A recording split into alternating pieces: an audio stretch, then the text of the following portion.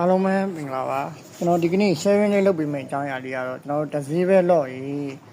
ဒီကနေ့ဟိုတနေ့အဖြစ်များပါတယ်တစ်စည်းပဲလော့ရေးဒီလိုမျိုးတစ်စည်းပဲအကောက်တစ်စည်းပဲလော့တယ်လို့ကျွန်တော်တို့ရှိရမှာ3ကောက်လာမတူကျွန်တော်လက်ခံထားတာအဲ့3ကောက်ကနေပြီးတော့ကျွန်တော်လက်ရှိ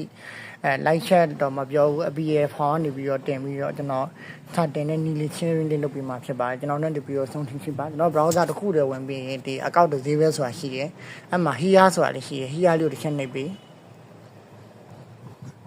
ကျွန်တော်အဲ့လိုနှိပ်ပြီးဆိုရင်ကျွန်တော်တို့ကဒီမှာ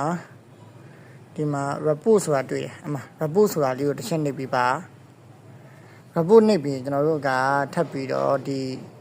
ကျွန်တော်တို့က report နှိပ်ပြီးဒီ report ရေ program တစ်ချက်နှိပ်ပြီးပါ report program နှိပ်ပြီးကျွန်တော်တို့ကဒီမှာget feedback about is တစ်ချက်နှိပ်ပြီးပါကျွန်တော်အဲ့လိုနှိပ်ပြီးဒီမှာကျွန်တော်တို့ကထပ်ပြီးတော့ဒီ provide feedback ဆိုတာလေးတွေ့လိမ့်မယ်အဲ့ဒါလေးကိုတစ်ချက်နှိပ်ပြီးပါ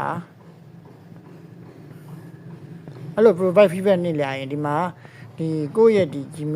Gmail လို့ကျွန်တော်ထည့်လိုက်ကိုယ့်ရဲ့ဒီ Gmail လေးကိုကျွန်တော်ထည့်မယ်ကျွန်တော်ဆိုဒီ Gmail ဖြစ်တယ်ပြီးရင်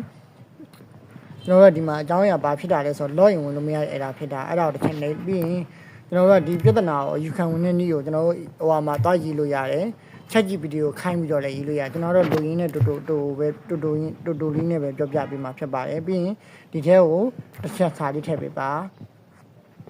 ထည့်ပြီးရင် submit ဆိုတာလေးတစ်ချက်နှိပ်ပေးဒါမျိုးဆိုရင်ဒါမျိုးဆိုရင်စာတင်ပြီးရပြီဖြစ်ပါတယ်ဒီကျင်လာချင်း comment မှာမှတ်ခဲ့ပါကျွန်တော်နောက်ဗီဒီယိုမှာပြန်လည်ဆုံတွေ့ပါမယ်ခင်ဗျ